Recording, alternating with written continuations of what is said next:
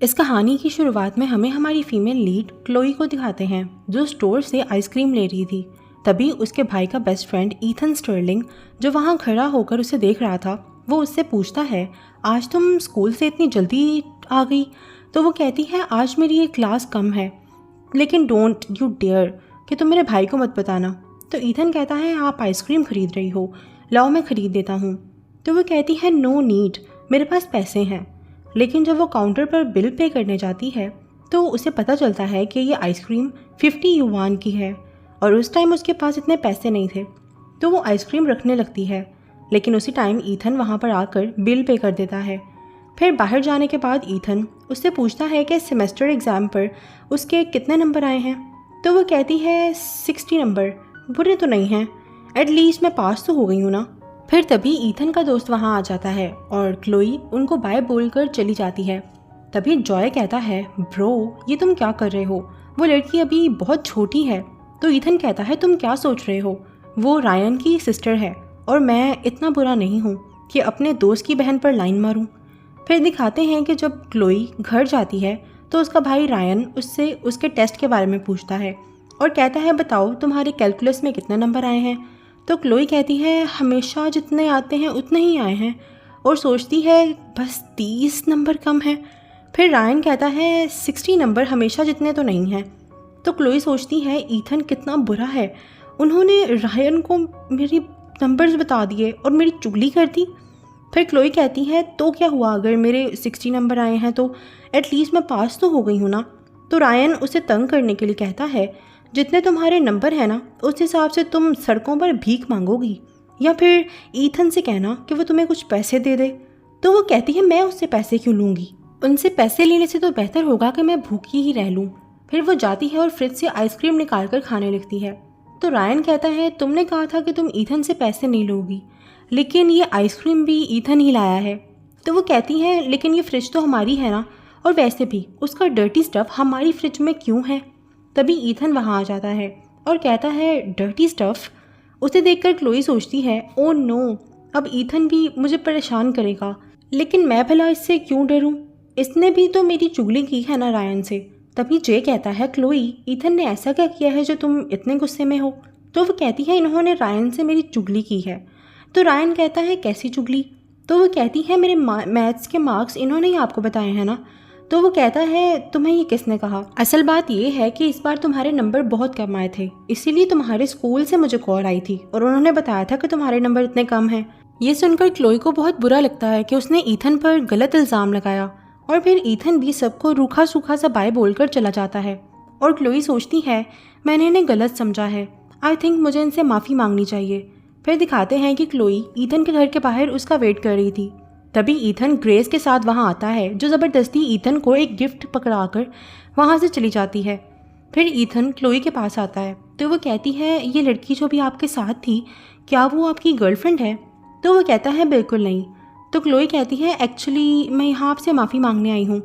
तो वो कहता है, अच्छा चलो तो फिर कहो ईथन मैं गलत थी, आई एम सॉरी। फिर जब वो उससे माफ़ी मांगने लगती है तो वो उसे रोक देता है और कहता है, इट्स ओके, वैसे तुम कब से यहाँ मेरा वेट कर रही थी। तो क्लोई कहती है, 1 घंटे से शायद। तो ईथन कहता है, नेक्स्ट टाइम मुझे कॉल कर लेना और इतना वेट मत करना। फिर वो क्लोई को उसका नंबर दे देता है। फिर क्लोई भी उसे केक दे देती है और वहाँ से चली जाती है। फिर सीन शिफ्ट होता है और हमें दिखाते हैं कि ईथन, रायन और उनके बाकी सारे दोस्त कैरियोके बार में ड्रिंक कर रहे होते हैं। फिर जब रायन रूम से बाहर निकलता है तो उसी टाइम क्लोई भी सामने वाले रूम से बाहर आ रही होती है। उसे देखकर रायन कहता है, तुम यहाँ पर क्या कर रही हो। तो वो कहती है, ये कैरियोके बार है, तो मैं यहाँ हेयर कट करवाने तो आई नहीं हूँ। तो रायन कहता है, मैं तुम्हें पहले ही बता रहा हूँ, लड़कों से दूर रहना, वरना बाद में अगर तुम रोती हुई मेरे पास आई तो मैं तुम्हारी कोई हेल्प नहीं करूँगा। फिर वो उसे अपने साथ अपने फ्रेंड्स वाले रूम में ले जाता है और वहाँ जाकर उसे मिल्क जूस पीने को देता है। उस टाइम ईथन एक लड़की एमिली के साथ बैठा होता है और जिस तरह वो क्लोई को देख रहा था उसे देखकर एमिली कहती है, क्या तुम रायन की बहन को डेट कर रहे हो। तो ईथन शर्मा जाता है। उसे देखकर एमिली कहती है, आर यू सीरियस। तो ईथन कहता है, उसने अभी कॉलेज स्टार्ट किया है। तो वो कहती है, तो क्या हुआ, वो अडल्ट हो गई है। वैसे क्या रायन जानता है कि तुम उसकी बहन को पसंद करते हो। तो ईथन कहता है, चुप करो, तुम क्या मुझे उससे पिटवाना चाहती हो। तभी रायन उसके पास आता है और कहता है तुम ज़रा क्लोई का ध्यान रखना, और खुद जाकर ड्रिंक करने लगता है। फिर ईथन क्लोई के पास जाता है और कहता है क्लोई तुम यहाँ पर क्या कर रही हो? तो वो कहती है मेरा भाई मुझे यहाँ लाया है। फिर उसकी नज़र एमिली पर जाती है और वो कहती है ईथन वो प्यारी सी लड़की आपको देख रही है। तो वो कहता है ये सब बड़ों की बातें हैं, तुम इनमें मत पड़ो। फिर वो उसे जूस पीने को देता है। उसी टाइम क्लोई की नज़र एक कपल पर जाती है जो कि किस कर रहा था पैशनेटली। फिर ईथन उसके सामने आता है और कहता है क्लोई क्या तुमने कभी किसी को किस करते हुए नहीं देखा? तो वो कहती है देखा है, लेकिन इतनी इंटेंस किस मैं पहली दफ़ा देख रही हूँ। फिर वो ईथन से पूछती है कि क्या आपने कभी किसी को किस किया है, वैसे किस करके कैसा लगता है? तो ईथन कहता है लिटिल वन तुम इतनी क्यूरियस क्यों हो रही हो? जब तुम किसी को डेट करोगी तो तुम्हें पता चल जाएगा। तो क्लोई कहती है आपको पता है अभी जब मैं अपने फ्रेंड्स के साथ थी तभी वहाँ एक लड़के ने मुझे प्रपोज किया था। ये सुनकर ईथन शॉक हो जाता है और कहता है क्या तुमने उसे यस कहा? तो क्लोई कहती है नहीं, मैं तो उसका नाम भी नहीं जानती हूँ। तो ईथन कहता है अभी डेट मत करना, फ्यूचर में तुम्हें और भी अच्छे ऑप्शंस मिलेंगे। तो क्लोई कहती है आई थिंक आप सही कह रहे हो। फिर नेक्स्ट डे दिखाते हैं कि क्लोई का क्लासमेट एलेक्स जिसने उसे कन्फेस किया था वो उसे लंच के लिए इनवाइट करता है, लेकिन क्लोई उसे मना कर देती है और कहती है एलेक्स तुम 3 टाइम मुझसे लंच का पूछ चुके हो, मैंने तुम्हें बताया है ना कि मैं तुम्हारे लिए कुछ भी फील नहीं करती, तो प्लीज़ मुझ पे अपना टाइम वेस्ट मत करो। ये सुनकर एलेक्स वहाँ से चला जाता है। फिर क्लोई की क्लासमेट वहाँ आती है और रायन और ईथन को देने के लिए उसे लव लेटर्स देती हैं, और क्लोई वो लेटर्स उन तक पहुँचाने के लिए उनसे 100 युवान भी लेती है और जाकर वो लेटर्स उन दोनों को देती है। तभी रायन कहता है मिस चालाक तुमने ये लेटर्स देने के लिए कितने पैसे लिए हैं? तो वो कहती है बस एक लड़की से 100 लिए हैं। तो रायन कहता है तुमने मुझे 100 युवान में भेज दिया। तो क्लोई कहती है हाँ, क्योंकि कभी कभी पैसे ज़्यादा ज़रूरी होते हैं। फिर तभी ईथन क्लोई को 100 युवान सेंड कर देता है और कहता है कि अगली बार मेरे लिए कोई भी लेटर मत लाना। तो वो कहती है ठीक है। नेक्स्ट दिखाते हैं कि जब क्लोई लंच कर रही थी तभी एलेक्स उसके साथ लंच करने के लिए बैठ जाता है। क्लोई कहती है ये सीट मैंने किसी के लिए रखी हुई है तो तुम जाओ यहाँ से, लेकिन एलेक्स उसकी बात नहीं मानता। तभी ईथन वहाँ आ जाता है। फिर क्लोई कहती है एलेक्स मैंने कहा था ना कि ये सीट टेकन है, ये मेरा भाई है ईथन। ये देखकर एलेक्स वहाँ से चला जाता है। उसके जाने के बाद ईथन पूछता है कि क्या ये वही लड़का है जिसने तुमसे कन्फेस किया था? तो वो कहती है हाँ, ये लड़का हमारी क्लास में काफ़ी पॉपुलर है, काफ़ी लड़कियाँ इसे पसंद भी करती हैं, लेकिन ये मेरे टाइप का नहीं है। तो ईथन सोचता है डोंट वरी, मैं तुम्हारे लिए बहुत अच्छा बनूंगा। फिर सीन शिफ्ट होता है और दिखाते हैं कि क्लोई फिर से ईथन के लिए किसी लड़के का लव लेटर लाती है। ये देखकर वो कहता है लास्ट टाइम मैंने तुम्हें कहा था ना कि मेरे लिए कोई भी लेटर मत लाना। तो वो कहती है सॉरी ईथन, लेकिन इस बार उन्होंने मुझे 300 युवान दिए थे, तो अगर आप चाहते हैं कि नेक्स्ट टाइम मैं कोई लेटर ना लाऊं आपके पास तो आपको पैसे बढ़ाने होंगे। ये सुनकर ईथन कहता है अगली बार अगर कोई तुम्हें कहे मुझे लेटर देने के लिए तो तुम ये कह देना कि मैं किसी को डेट कर रहा हूँ। तो क्लोई कहती है क्या आप वो कैरियोके बार वाली लड़की को डेट कर रहे हैं? वैसे वो काफ़ी प्यारी है। तो ईथन सोचता है बुद्धू, इसे क्या पता कि मेरा दिल किसके लिए धड़कता है। दूसरों के लव लेटर्स डिलीवर करने के बजाय ये खुद क्यों नहीं मेरे लिए लेटर लिख देती। फिर वो कहता है चलो अब घर जाकर स्टडी करो। फिर क्लोई सबको बाय बोलकर वहाँ से चली जाती है। फिर रात को जब वो अपनी दोस्त के साथ होती है तभी वो देखती है कि सामने कोई लड़का अपनी फीलिंग्स को कन्फेस कर रहा है, और जब वो ये नज़ारा देखने के लिए जाती हैं तो शॉक हो जाती हैं क्योंकि वहाँ एलेक्स खड़ा था जो कि क्लोई का ही वेट कर रहा था, और क्लोई के आने के बाद वो उससे अपनी फीलिंग्स को कन्फेस कर लेता है। लेकिन उस टाइम रायन और ईथन वहाँ आ जाते हैं और रायन एलेक्स से कहता है तुम खुद अपने पेरेंट्स के पैसे पे पल रहे हो और चले हो मेरी बहन को डेट करने के लिए। फिर वो बिला वजह क्लोई को भी डांट देता है और कहता है तुम अपनी स्टडी पर फोकस क्यों नहीं कर रही। रायन की बातें सुनकर क्लोई को बहुत गुस्सा आ जाता है और वो उससे नाराज़ हो जाती है। फिर रायन भी गुस्से में उसे ईथन के हवाले कर देता है और कहता है अब से तुम इसे ही भाई बुलाना। फिर वो सब वहाँ से चले जाते हैं। फिर उनके जाने के बाद ईथन क्लोई को चेयर अप करने के लिए उसे मूवी दिखाने के लिए लेकर जाता है, और वहाँ जाकर क्लोई काफ़ी खुश होती है। फिर ईथन कहता है क्लोई क्या तुम अपनी क्लास के लड़कों के साथ भी मूवी देखने आती हो? तो वो कहती है नहीं, तुम पहले लड़के हो जो मेरे साथ मूवी देखने के लिए आया है। ये सुनकर ईथन शॉक हो जाता है। फिर क्लोई कहती है कि ईथन आप तो अपनी गर्लफ्रेंड के साथ मूवी देखने जाते होंगे ना? तो वो कहता है मेरी कोई गर्लफ्रेंड नहीं है और ना ही मैंने कभी किसी को डेट किया है। तो क्लोई कहती है आप 23 ईयर्स के हैं और आपने कभी किसी को डेट नहीं किया। फिर वो हंसने लग जाती है। तो ईथन कहता है आखिर तुम्हारे दिमाग में चल क्या रहा है। फिर तभी उसे रायन की कॉल आती है जो उससे क्लोई के बारे में पूछता है कि क्या वो ठीक है। तो ईथन कहता है डोंट वरी, वो ठीक है और मैं उसे घर ड्रॉप कर दूंगा। तो रायन कहता है ठीक है। फिर जब ईथन वापस अंदर जाता है तो क्लोई सो चुकी थी। फिर वो उसके सर को अपने शोल्डर के ऊपर रखता है और उसके साथ मूवी देखने लग जाता है। फिर जब वो मूवी देखकर बाहर आते हैं तो क्लोई ईथन से थैंक्स कहती है क्योंकि आज उसकी वजह से वो बहुत खुश हो सकी। फिर वो दोनों घर चले जाते हैं। फिर दिखाते हैं कि नेक्स्ट नाइट एलेक्स क्लोई के पास आता है और उससे बात करने के लिए कोशिश करता है और वो कहता है कि अगर तुम मुझे खुद से दूर जाने का कोई वैलिड रीज़न दोगी तो ही मैं तुम्हें छोड़ूंगा। तो क्लोई कहती है वैलिड रीज़न ये है कि मैं किसी और को पसंद करती हूँ। तो वो कहता है मुझे उसका नाम बताओ। तो क्लोई कहती है मैं भला तुम्हें क्यों बताऊँ। तभी ईथन वहाँ आ जाता है और उसे देखकर एलेक्स वहाँ से चला जाता है। फिर ईथन पूछता है क्लोई क्या सच में तुम्हें किसी पे क्रश है। तो वो कहती है हाँ, लेकिन मैं आपको क्यों बताऊँ। तो ईथन कहता है पता नहीं उस बेचारे का क्या बनेगा जिसे तुम पसंद करती हो। फिर थोड़ी देर बाद जब ईथन अपने हॉस्टल के बाहर स्मोक करने लगता है तभी क्लोई वहाँ आ जाती है। उसे देखकर वो फ़ौरन सिगरेट छुपा लेता है और सोचता है मुझे स्मोकिंग छोड़ देनी चाहिए क्योंकि अगर बार बार क्लोई यहाँ ऐसे ही मुझे देखती रही तो मेरी तो जान ही निकल जाएगी। फिर वो क्लोई से पूछता है कि वो यहाँ क्यों आई है।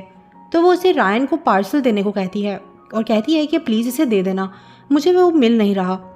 फिर वो ईथन को एक लॉलीपॉप खिलाती है और कहती है मेरा काम करने के लिए ये आपका रिवॉर्ड है। फिर वो वहाँ से चली जाती है और ईथन उसका दिया हुआ लॉलीपॉप खाकर बहुत खुश हो रहा होता है।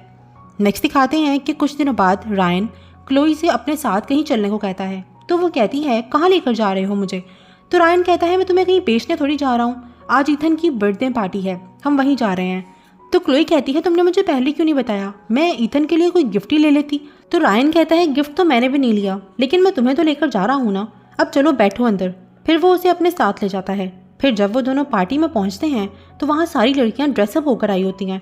ये देखकर क्लोई को बहुत बुरा लगता है और वो रायन से कहती है तुमने मुझे ड्रेस पहनने को क्यों नहीं बोला। तो वो कहता है बाहर ठंड देखी है तुमने, जान निकल जाती तुम्हारी।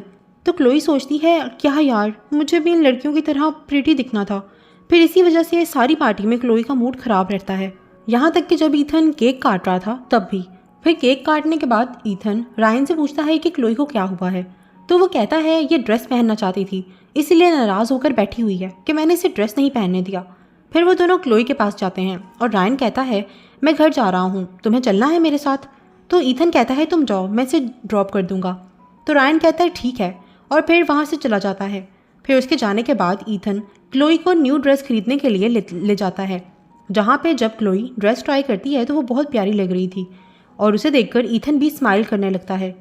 फिर क्लोई कहती है ईथन आज आपकी बर्थडे है और मैं आपके लिए कोई गिफ्ट भी नहीं लाई, बल्कि आप मुझे ड्रेस दे रहे हैं। तो वो कहता है इट्स ओके, तुम ही मेरा गिफ्ट हो।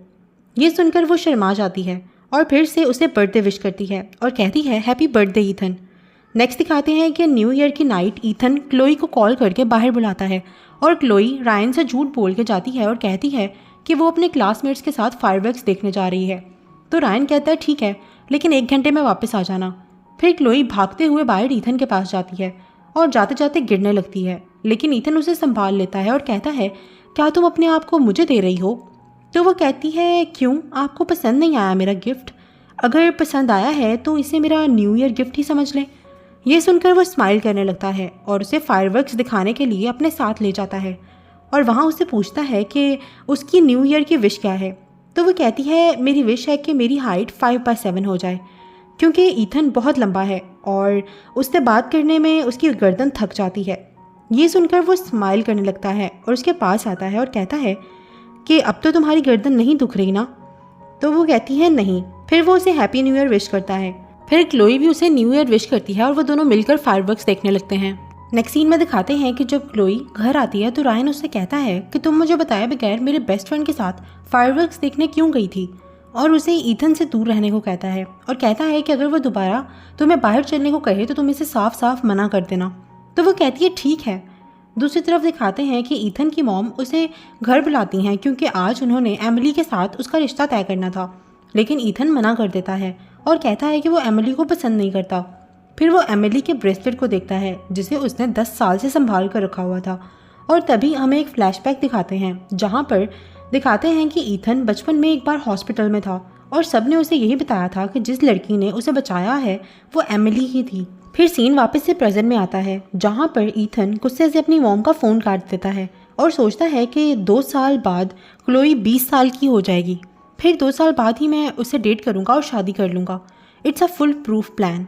फिर दिखाते हैं कि जिस टाइम क्लोई का स्कूल ख़त्म हुआ था उस टाइम वो घर जाने के लिए बाहर खड़ी थी क्योंकि उसके पास अम्ब्रेला नहीं थी और बाहर स्नो पड़ रही थी। फिर तभी ईथन वहाँ अम्ब्रेला लेकर उससे लेने के लिए आ जाता है और फिर क्लोई भी उसके साथ चली जाती है और पूछती है कि इतनी स्नो में आप यहाँ पर क्या कर रहे हैं। तो वो कहता है मैं तुम्हें लेने आया था।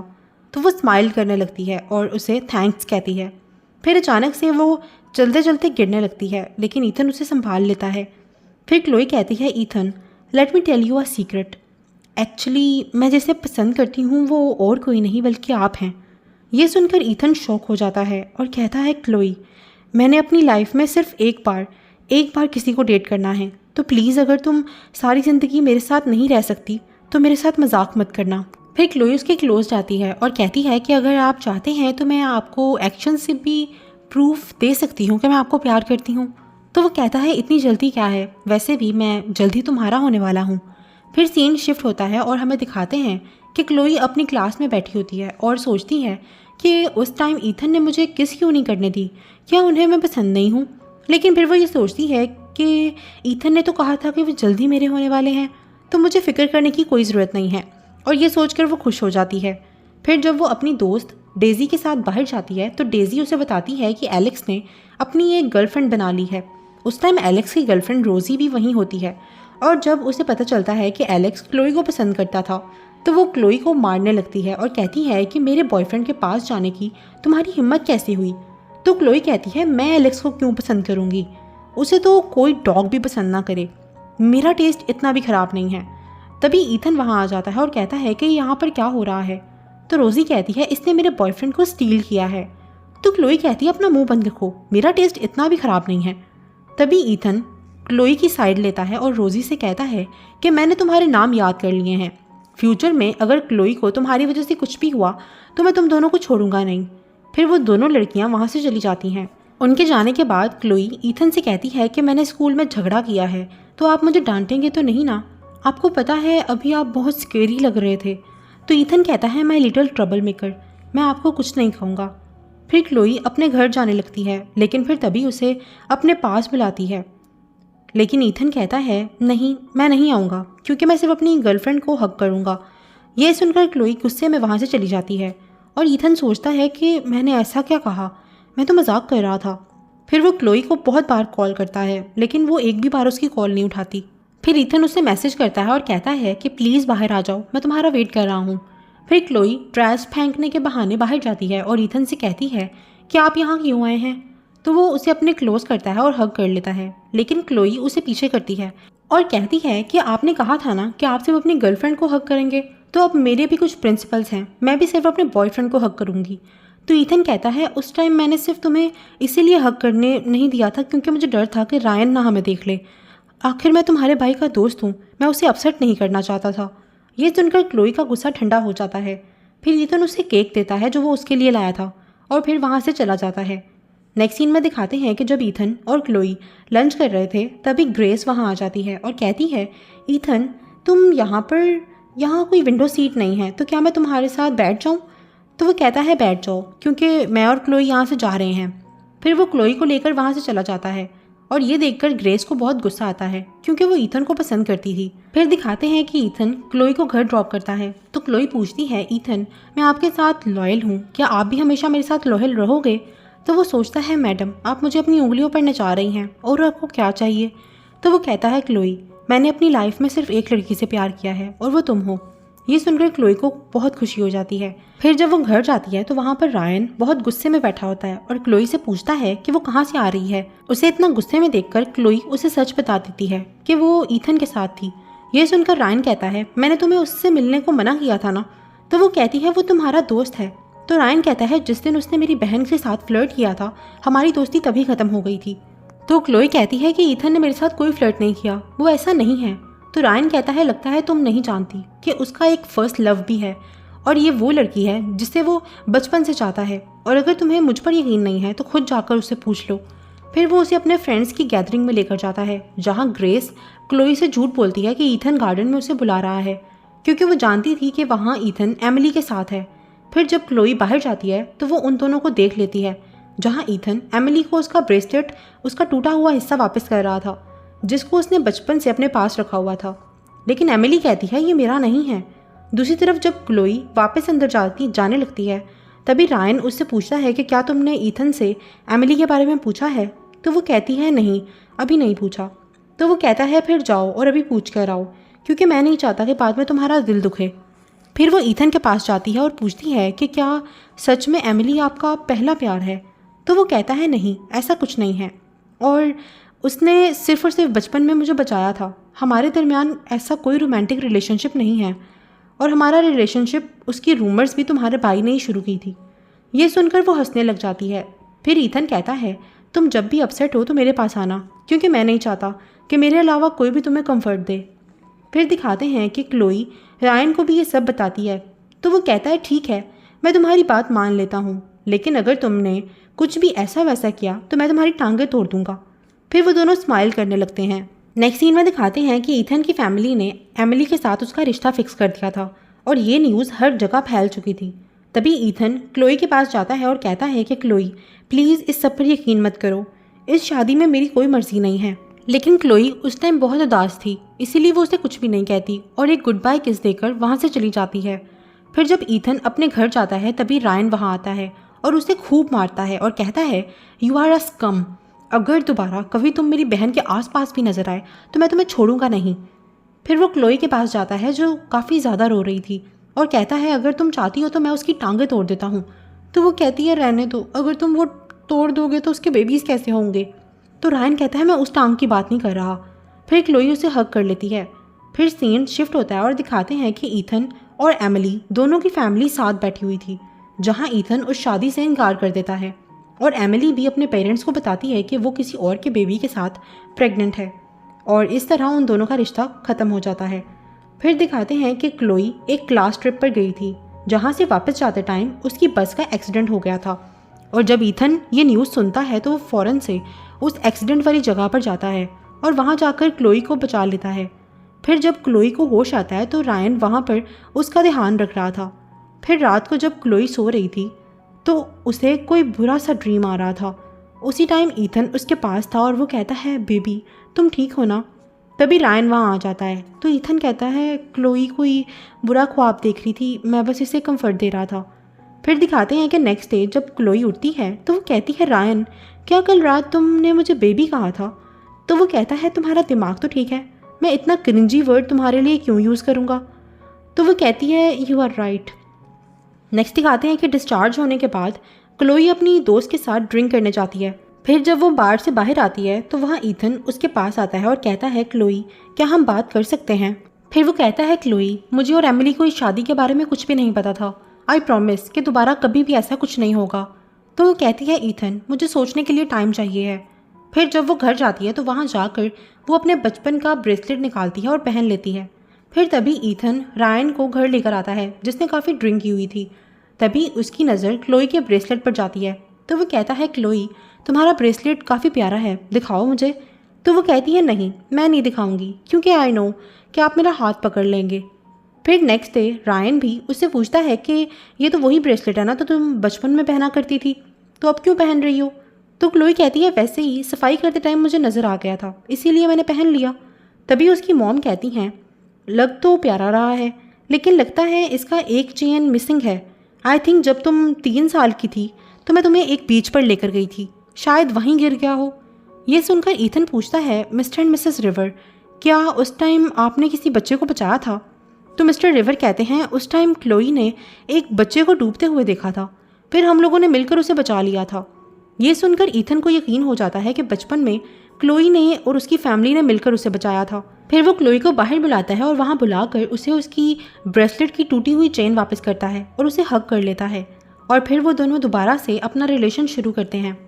नेक्स्ट दिखाते हैं कि क्लोई के 20th बर्थडे का दिन आ जाता है और ईथन, रायन और उसके सारे दोस्त मिलकर उसका बर्थडे सेलिब्रेट करने लगते हैं।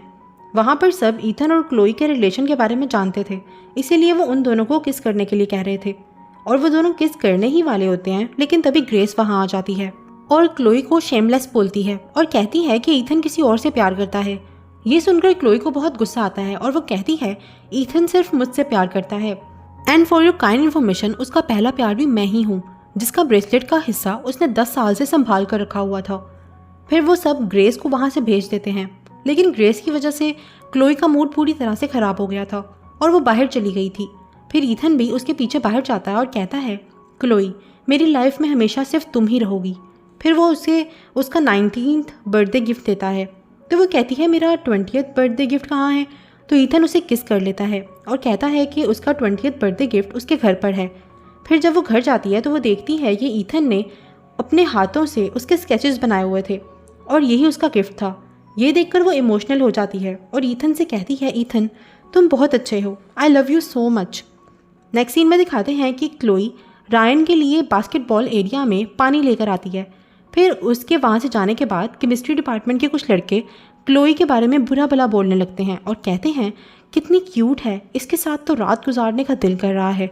ये सुनकर रायन और ईथन को बहुत गुस्सा आता है और वो उन लड़कों को खूब मारते हैं। फिर तभी उनके टीचर वहाँ आ जाते हैं और उनको रोकते हैं। फिर वो क्लोई को भी वहाँ बुला लेते हैं और जे उसे बताता है कि ईथन और रायन ने उसके लिए फ़ाइट की है। ये सुनकर वो ईथन के क्लोज जाती है और पूछती है कि क्या वो ठीक है। तो वो कहता है वो लड़के अच्छे नहीं थे, तो तुम कुछ दिनों तक अपना ज़्यादा ख्याल रखना। तो वो कहती है डोंट वरी, रायन है ना मेरा ख्याल रखने के लिए। फिर हमें कुछ दिनों बाद का सीन दिखाते हैं जहाँ पर जब क्लोई स्कूल से घर वापस अकेली जा रही थी तभी एक लड़का उसे फॉलो करने लगता है। ये देखकर क्लोई बहुत डर जाती है और वो फ़ौरन से ईथन को कॉल कर देती है। फिर जब ईथन उसका कॉल उठाता है तो उसे बस क्लोई के चिल्लाने की आवाज़ आती है। ये सुनकर वो फ़ौरन क्लोई के पास जाता है जो छुपकर ट्री के पीछे बैठी हुई थी। फिर ईथन उसके पास जाता है और वो दोनों एक दूसरे को हग कर लेते हैं। तभी हमें फ्लैशबैक दिखाते हैं जहाँ पर जब वो लड़का क्लोई के साथ मिसबिहेव करने लगता है तभी क्लोई कैसे भी उसे मार कर वहाँ से भाग जाती है। फिर सीन वापस से प्रेजेंट में आता है जहाँ पर ईथन क्लोई को अपने घर लेकर आता है। फिर जब वो अपने रूम में बैठा होता है तभी क्लोई शावर लेकर बाहर आती है। उसे देखकर ईथन उसका दीवाना हो जाता है, लेकिन वो खुद को कंट्रोल करता है और उसे रेस्ट करने का कहकर वहाँ से चला जाता है।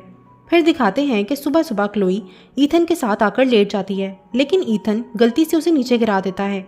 तो क्लोई कहती है ईथन स्टर्लिंग, आज तुम्हें मुझे एक्सप्लेनेशन देनी होगी। अगर किसी को पता चला कि तुमने मुझे बेड से नीचे गिरा दिया है तो मुझे कितनी एम्बेरसमेंट होगी। तो वो कहता है डोंट वरी, ये हमारा सीक्रेट है, इसके बारे में कभी किसी को नहीं पता चलेगा। और अब बताओ कि मैं कैसे तुम्हारा मूड ठीक करूं। तो वो कहती है तुम मुझे अपनी थाइस को टच करने दो। तो वो फ़ौरन से उसका हाथ अपनी थाइस पर रख देता है। तो क्लोई कहती है अब क्यों ना हम वो करें जो अडल्ट्स करते हैं, आखिर आप मेरे हैं तो क्या आपको मुझसे कुछ नहीं चाहिए। तो वो उसके क्लोज जाता है और कहता है नहीं, मुझे कुछ नहीं चाहिए, तुम इतनी छोटी हो, पता नहीं क्या क्या चलता रहता है तुम्हारे दिमाग में। फिर क्लोई वहाँ से चली जाती है। फिर रात को वो अपनी बेस्टी को कॉल करके हेल्प मांगती है, तो वो उसे वाइल्ड नाइटीज़ यूज़ करने का आइडिया देती है और उसका आइडिया मानकर क्लोई वो नाइटी अपने भाई के घर पर ऑर्डर कर देती है। और जब रायन वो पार्सल खोलता है तो उस टाइम ईथन भी वहीं पर था और जब पार्सल के अंदर से नाइटीज़ निकलती हैं तो रायन समझ जाता है कि ये सारे ख्यालात उसकी बहन के हैं। फिर वो नाइटी ईथन को देता है और कहता है Ethan I am warning you, कुछ गलत मत करना, वो भी छोटी है। तो वो कहता है डोंट वरी, वो मेरे साथ सेफ है। फिर वो घर जाता है और क्लोई को वो नाइटी देता है जिसे देखकर वो शॉक हो जाती है। तो ईथन कहता है अब तुमने मंगवा ही ली है तो एक बार मुझे पहन के तो दिखाओ। फिर क्लोई वो नाइटी पहन कर आती है, लेकिन वो ईथन के सामने आने से काफ़ी शर्मा रही थी। फिर ईथन उसके पास जाता है और उसे बेड पर लेटाता है और फिर उसे किस करता है, लेकिन उस टाइम वो थोड़ा नर्वस था। तो क्लोई कहती है ईथन आई नो कि आप क्या सोच रहे हैं, लेकिन डोंट वरी, मुझे बिल्कुल भी रिग्रेट नहीं होगा। फिर वो दोनों किस करने लगते हैं। नेक्स्ट दिखाते हैं कि ईथन क्लोई को एक पार्टी में लेकर जाने के लिए कहता है, लेकिन जब वो अंदर जाकर देखती है तो वहाँ कोई भी नहीं होता। तभी रायन उसका हाथ पकड़ता है और उसका हाथ ईथन के हाथ में दे देता है और ईथन वहाँ सबके सामने उसे प्रपोज कर देता है और क्लोई भी उसे यस कह देती है। और इसी के साथ हमारे आज के ड्रामा की दी एंडिंग हो जाती है। अगर आपको ये स्टोरी पसंद आई हो तो मेरे चैनल को लाइक, शेयर और सब्सक्राइब ज़रूर कीजिएगा। अल्लाह हाफिज़।